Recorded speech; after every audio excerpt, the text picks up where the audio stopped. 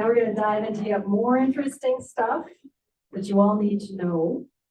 Because with us, we've got the DNR grant managers, Jen Bubke and Sarah Winterberg, who are wonderful and so helpful. And you're going to be working with one of them on your grant, and we'll unveil that soon. Right. So take it away. Thanks so much for being here today.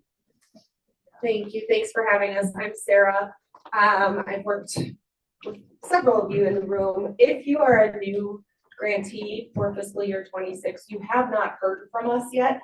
So the first set of slides that gets us to contract or to grant agreement with the DNR is sort of a heads up for you. You haven't been given this information yet because you haven't received the outreach email from us yet. So we're just going to go through some of the steps or how you'll be working with us. So again, the awards come through the commission, but they float down through DNR, and we're assigned as the grants managers to get you to grant agreement. And we are the people to whom you submit the reimbursements, that we do the processing of the payments. But if there's anything that's coming up that's going to add some lag time to your project, the commission needs to be involved. The commission needs to be kept in the loop on all reporting. It's just, there's a few of us circling around your projects, but in different agencies. So I'm going to start out by talking about what you need to do once you get your award and you are trying to reach a grant agreement. So DNR policy has, in an ideal world, we are finding that there are some exceptions, and those exceptions are becoming a little more regular. We have all of our steps that need to be completed before we reach grant agreement. Grant agreement means you can go break ground. Grant agreement means that SHPO has come back with their determination of no adverse effect or no properties. And that means that could be some back and forth through mitigation efforts, those kinds of things. But all of those loops are closed before we hit grant agreement. We do special award or special condition agreements. If there is a situation where you're looking for, you're going to go out to bid and your engineer or whoever you're going to hire, your contractor, wants to see a grant agreement, like the show me the money type of thing before they decide to work with you. We can do special awards, but you need to be in communication with us about that so that we know what we're dealing with, because we kind of have to navigate the rules a little differently. So once your award comes, we send you the hello email. We send you a checklist. We'll send you all the forms that are required, and we'll probably send them to you again if because it's a big email, and we do a lot of back and forth. So we're going to go through kind of the order of things for you to be able to do this in the best time frame. We've already been talking about how long it can take. This is our best strategy for you for navigating that timeline. So number one, the SHPO review. So this is something that can start before we get involved. But often we're kind of monitoring it for you. I know I have helped with some letter writing, but very often that process has already been initiated. It is on the grantee to initiate the process. If there's going to be a survey that's recommended, if there's any kind of follow-up, we can help you. We are in frequent contact with SHPO, so we just sort of know the process and the language to use and that kind of thing, so we can provide some guidance. But really the review will come down to you with the additional surveys. If you are going to submit to SHPO and you know who, whether it's me or Jenny, go ahead and CC us on that communication. Otherwise, we'll ask you for it later. And again, we do not typically do the agreements until SHPO has come back with their no adverse effects, no properties, a final determination. Next step would be the NHIS report. There is a website for this that is also in our documentation in our opening email for you to go ahead and submit your project for review. This is another careful thing. The review is good for 1 year. So if a time has lapsed, you had to do an archaeological survey, it took another year later, and your NHIS report has expired, you will have to do that report again. And so everything that you receive, any kind of correspondence, any kind of output, needs to be shared with us. We put it on file, we mark that step as completed. Okay, for water and wetlands for permitting. So we take a quick look at your application. So if it's pretty obvious to us that this has a high potential for needing a water permit, we're going to follow up with you, ask you if you've at least pursued it, checked it out. Basically what I would tell you to do is go visit the MPARS website. There's an actual link that says, do I need a permit? You go through that process. If that output is yes, the next link on the page will take you to the permit application. So this one website is helpful for any of that process. I'm sure there are some of you who are pros at this, much more than I am, but this is where you can start, is do I need a permit? And if yes, next link, and you can start that process. And then again, we would need the documentation or the final permit if it was needed. And then the other review documents would be the EAS checklist. This is required for all projects. So this is another form that we will send to you. It's an environmental assessment sheet. You need SHPO, you need NHIS to inform this checklist. So don't send us the checklist until those things are done. Even if you are really savvy and you've practically lived on the parkland and you know all the ins and outs, we still need the other steps to inform the checklist. And then for trail projects, we have the EQB review. And again, we have information that we send to you. There are 3 different statutes that you can be looking at, figuring out if your project applies or if it's exempt. If it's exempt, we need a letter from the LGU. So that is you folks to just say, our project is exempt and here's why. Signature, done. We just need that letter on file from you saying that the LGU has looked into it. It's not exempt, or it's exempt. We don't need to do the EQB. Sincerely. And then finally, for trail projects, we need a land approval certification. This is for public owned lands. So Cook County wants to build a trail, develop part of a trail, redevelop. They need a sign off from the county for each of the public lands that they own, that the county commissioners, the county board has signed off on approved development or approved use of that land for the trail. So the certification is sort of a verification that yes, Cook County owns this land, and yes, Cook County supports this project, and yes, we're aware this work will be done. Hello, everyone. I'm Jenny Bupke. I'm one of the other grants managers with the DNR, and I'm going to be talking about reimbursements and cost match and how you get reimbursed for your project. Big money. Okay, for the reimbursement request, we will be sending you a reimbursement manual once you receive the award. All the templates that you need to use are in that manual that we'll be sending. You're going to want to show the expenses conducted within the project period and that are in the approved scope of work. Please reference the contract and the program manual that we will also be sending out regarding ineligible expenses. We do review all of the expenditures to make sure that any ineligible expenses are not being included in the reimbursement request, and we'll remove any if needed. And they are all listed in the contract and the reimbursement manual for ease of reference. And those are updated each year in coordination with the commission, so they should be good to go. For invoices for each grant expense required, if an invoice includes expenses not related to the grant, so let's say you have, you're using one contractor for multiple park projects within the park, but only some of them are inside the grant scope.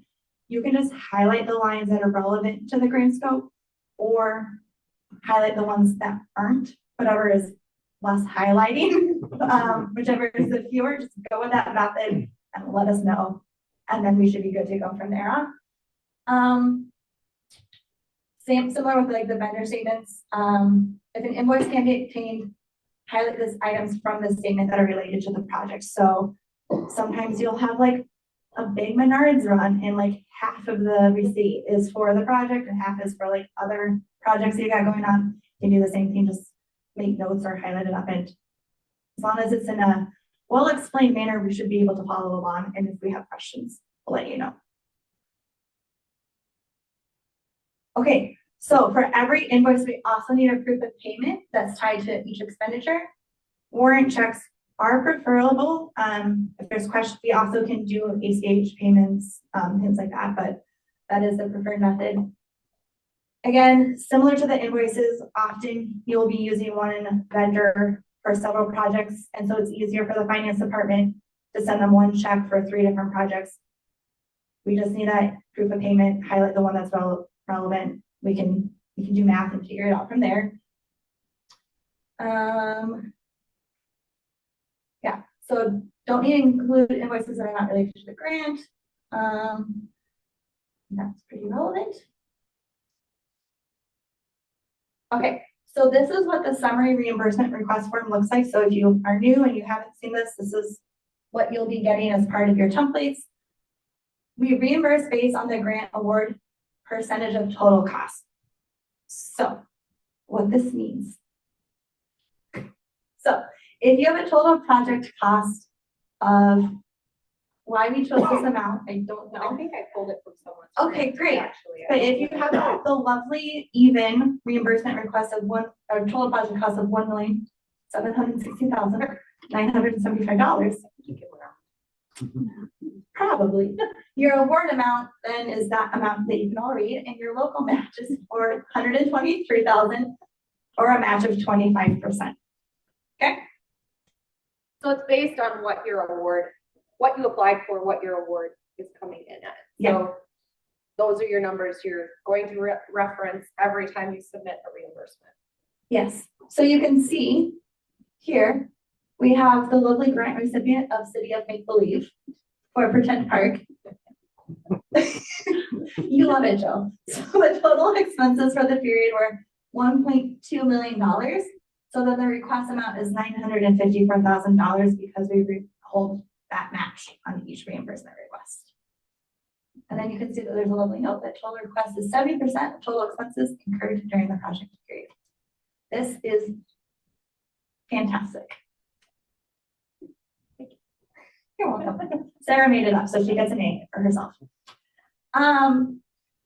One of the reasons that we hold match on each reimbursement request is sometimes grants come under budget, so we want to make sure that we're not over reimbursing when it comes to the end, because it is the amount awarded. If it comes under budget, we still have to hold that match percentage. So that's why we're doing that. However, if a grant is coming under budget, we have a lovely note to let the commission know as soon as possible. We cannot approve grant revisions for scope of work or revising the budget. Those have to go through the commission. There's a process, there's a resolution signed. They let us know that they've approved those revisions, and then we can process the amendment accordingly. So if there's a chance to use those funds before the funding expires, it's best to let the commission know as soon as possible so we can get the amendment done and there's time to get those expenses incurred before the funding expires.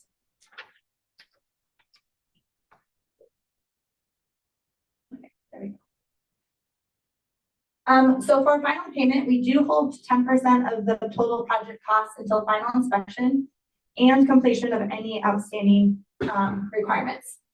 So the things that we often see that have to get rectified before we can do the final payment are the recorded land restriction or the deed restriction, which we're going to talk about here in a little bit. Posting of funding acknowledgement signs. So it's in your contract language that the legacy funding sign has to be posted. And we will also be adjusting that to include the GMR PTC sign. So we'll be making sure both are posted in order to receive the final payment. So we'll be checking that at final inspection. The final inspections for new awardees is done with the local grantee, ourselves, and usually someone from the commission if available. And then if there's any potential like unfinished punch list items, that also includes making sure we have, if it's a new parking lot, posted accessible parking spots. Those signs are up and posted, things like that. So if there's any like last minute punch items, or we notice something that needs an accessible walkway added to it, we'll need photos of that before we can do the final payment. If there's any of those items, we do not need to come back out and do another final inspection. Submitting photos of the outstanding items is sufficient. Okay, and with that, I'm going to go back to Sarah. Okay, so this is one that we usually wait on because sometimes the filing takes longer than anybody wants, but it's just the reality. And a lot of people don't start working on it until towards the end of the grant. But there are restrictions that are placed on the land by receiving these funds and using the funds to do the work on your parkland. Okay, the local government resolution. So this is actually something that is done at the front of the process. It's submitted with the application. There is language for the resolution. Do you provide a template, or how does that work? Yes. Yes. Okay. One of the stipulations in that resolution is that there will be compliance to the DNR's land retention requirement in the grant agreement. So again, you're receiving commission funds, but your grant agreement is with the DNR, and we have requirements and policies that we need to follow, and land retention is one of them.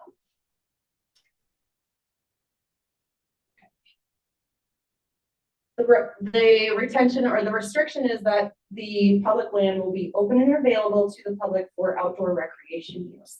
If there is going to be a non-conforming use, that land needs to be converted. The conversion process also involves replacement land. So it's intended to be difficult because we don't want people to remove their land out of recreational use once it's been designated as such. So part of the recorded restriction is going to be any parkland stating that there's a deed restriction, that there is, or a declaration of restrictive covenant, and this is going to be that the land is going to be maintained and operated for public outdoor recreation use into perpetuity. There is language in the grant agreement that you can take that language, put it right into your deed restriction, and use that as your language. It's not for every project though. So deed or no deed? Yes, you need a deed restriction if you are acquiring parkland, if you are developing parkland or any facilities on a park, or if you're acquiring land that's going to become a trail. You need the deed restriction on those parcels. No, you do not need a deed if you are developing trails. However, they need to be retained and operated for a minimum of 20 years. Jenny's going to talk about reporting, but everybody in the room that got a report request from me and you were a trail, you passed the test that I sent to you, which was, is your deed restriction ready? And I think everybody with a trail project came back and said, I don't need that. And you're right, you know. It was just, we have a template and I didn't print it. Okay, so trail development. Lands must be retained for 20 years. You have an agreement with a signed resolution that has that language, the 20-year language. And for any property that you do not own, the easement or the lease needs to go for a minimum of 20 years. You do not need a deed restriction for equipment only grants or the connecting people to the outdoors grant. That is equipment where we can't do that, it's mobile. Environmental and archaeological grants also do not need a deed restriction. The accessibility grants is a big maybe. I think we are going to need to consult with each and every grantee that receives an accessibility grant, because If it is, something tied to equipment, no, not necessarily, but if there's a track chair and you're also, providing walkways, accessible walkways to facilities, that's development in a park. So that may require a deed restriction. So the accessibility, this is a new player for us. And we will just work with everyone one-on-one as your projects develop. Okay, so some of the parks and trails in this room have received prior assistance, either from the commission or perhaps through the DNR through land and water conservation funds. If there's been other state funding on it and there's been a land restriction, you have a deed restriction on the land, that counts. Okay, so you don't need to go and do a new deed restriction because of new funding through the commission.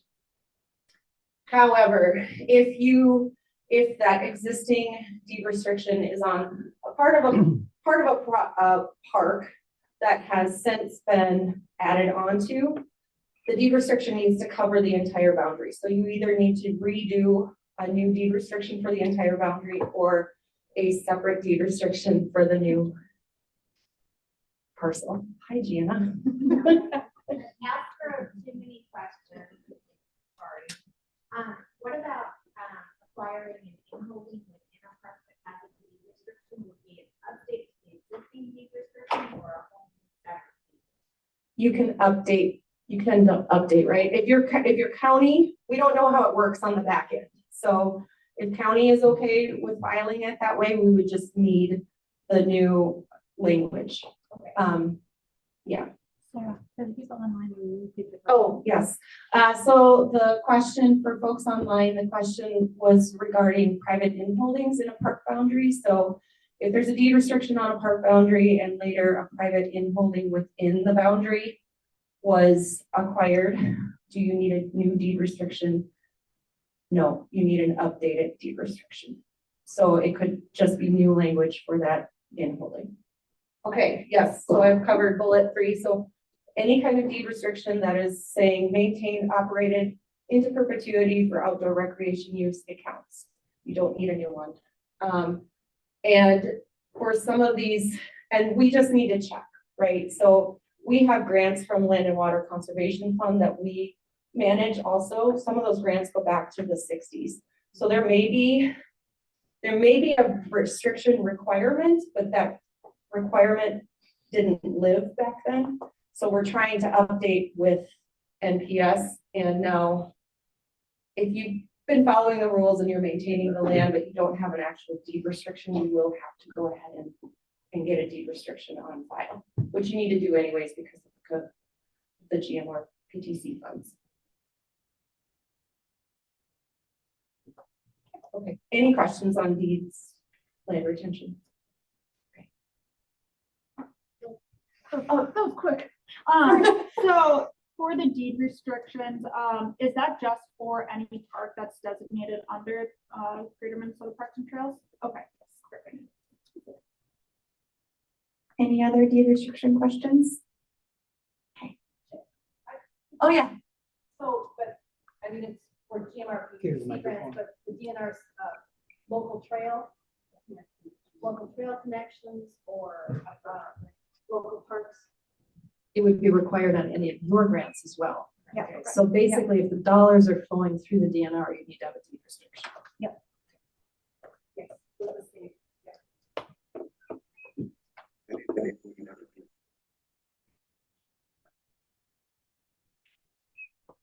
Okay, our last section, reporting and monitoring. So the annual written status report, this is a requirement for any state of Minnesota grant that we are required to complete each year. Those are, for those of you who received one, that's the report emails that you just got from Sarah and I this winter. We do keep Renee in copy when we send those out, and we kindly ask that you keep Renee in copy when you send them back. They are using those for a part of their updates as well, as Renee mentioned earlier, and it also helps them know the status of projects that might need legislation extension, things like that, or where some issues are happening that they might be able to come in and support. We do them for a requirement and as an FYI. the commission uses them for a lot more purposes than that. So yeah, those will be sent out by either Sarah and I, whoever is your relevant grant manager at the end of each calendar year. In addition to that, we also require annual monitoring. Again, this is part of the state of Minnesota grant requirements. It's required for every grant above $250,000, which is going to be most of your projects, not all, but a good chunk of them. What's required of this is a little bit vague, but we typically do them in an email or a phone call. It'll be again by Sarah or myself, and it'll just kind of be a check-in to see how things are going. Again, if we have anything come out of that, we'll let the commission know. But it's just kind of another check-in point that we have to do for the grants. And that's per calendar year as well. Nope, fiscal year. Sorry. Okay, that's it. Questions? Okay, I saw Sarah's hands. I'll go there first. If there is a change of scope, do we need to show proof of the change and what was purchased or how it was changed, or can that just go in the remarks in the reimbursement? Okay, so I think I understand your question. If I don't, let me know. But so if the commission were to approve a revised scope of work, whether that's addition, in particular this case, like additional work, we would process a contract amendment accordingly afterwards. So it would be as now included as part of your budget. So you would be submitting based on that. Because when we review the reimbursement requests, we're not only looking at, are they in some of the ineligible expenses, but we're looking at they're in the approved scope of work per the signed budget. So the budget would then be amended and you would just include them in your reimbursement request like normal. Okay. Does that answer your question, sir? Any projects that do not use all the funds, where does the extra funds go and how does that get redistributed? So if you are fortunate enough to have funds left over when you've done your project, and we've seen that happen more than you might think, you can put in a project scope change. So as long as it's somehow tied to your project, we can do a scope change on that. And that means that we take the information, take it back to the commission, and they approve a project scope change. We don't want funds left over at the end of a project because it does not come back to the commission. It starts at the top of the fund and trickles down. So if you have $10,000 left by the time it gets back down to us, it's a very small amount. So we'd rather see you use it in a responsible way that complements your project. For instance, we had a trail project recently that had funds left over, believe it or not. They did project scope change to add amenities to that trail. So waste receptacles, dog stations, bike repair stations, benches, that sort of thing. So we'll work with you to come up with something where you can use those funds. But we do need to know about it. So communication wise, like when there is some back and forth with SHPO or the state Office of Archaeology, do you prefer that goes through you or? Yeah, so if you're working with SHPO on getting your determination, you're directly communicating with SHPO, but please keep us in copy because it helps us know what the status is, what the requirements are going to be, and kind of the timeline. So you are directly communicating, but please keep us in copy. Yeah. And I mean, if it becomes an issue of frequent back and forth and you're working toward a resolution with SHPO, you know, if you send us the final communications or just forward it to us so we can put it on file, that's fine too. We just need to have on file that there's been closure to SHPO. As you're going through the NHIS review, if it comes back with recommendations for survey or any of those things, do those all need to be resolved before you can get your contract? Or, because I saw it mentioned that you incorporate that in the requirements of the contract. Okay, you are nodding in agreement. Well, but yes, we can. Yes. Yeah. Yeah, so typically, yes, if a survey is required for the project, we would want that to be done before ground disturbance. So usually we do wait for that to be completed before the grant contract. If there are some other timings of getting things in place, we could do a special award conditions on that. What we would do is in the special award conditions, we would just ask for the results of that back as proof that that had been completed and like basically give like a written okay to start ground disturbance. And the same would go if there was a special award condition, for SHPO, the same thing. We would need that final determination letter before we can give the okay for ground disturbance. And we do check on that before, if we haven't received it, we do check on that before, first reimbursement request. So maybe some examples of that could be ground disturbance. Other things they could do around. Oh, yeah, so Renee was asking examples of other things you could do around that. So sometimes you need so for example, maybe you need a phase 1 survey and an NHS survey.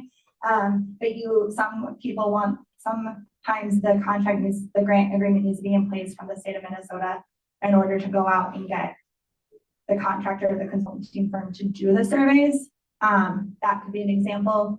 So sometimes we will issue a special award conditions so the hiring of the firms to do the surveys can be done.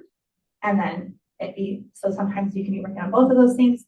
Sometimes it might be working on designs and getting final designs done while also working on some of that. So those are some examples. Does that answer your question? So how does it work, particularly with Greater Minnesota funds, if you have other state or federal funds that require the same, have the same requirements for obtaining an NHIS or SHPO? Can you, if you're receiving like local trail connection dollars or FRTP money, and you have those checklist requirements as well, can those documents be copied and say, we're already going through this process with these grants? Well, generally speaking, if it's designated, it's not eligible for our other grant programs. Is that correct, Renee? Not for the DNR, but for FRTP funds. Oh, okay. Yes. I'm gonna hand it over to Yes, you can use the same documentation. So the NHIS though is only good for a year. A year. So, but yes, in general, we can coordinate all of the funding sources, and be able to, there may be even a way to submit the entire project, even if it's, some of it is FRTP, some of it is commission. If there's pieces of the project, we can map it out. We use the right language. We could submit all of that as one package to SHPO, and we can help you with that language if you wanted. But yes, generally speaking, they would cover each other. As long as you're doing the max amount of requirements out of all of the things, you'll be good. If the NHIS is good for 1 year, if you get it and your construction is going to be a 2-year process, you have to reapply for that NHIS. Great question. The 1 year is valid for us to issue the contract. So, yep. Any other questions? Okay. Super. Thanks a lot. Very much appreciated. And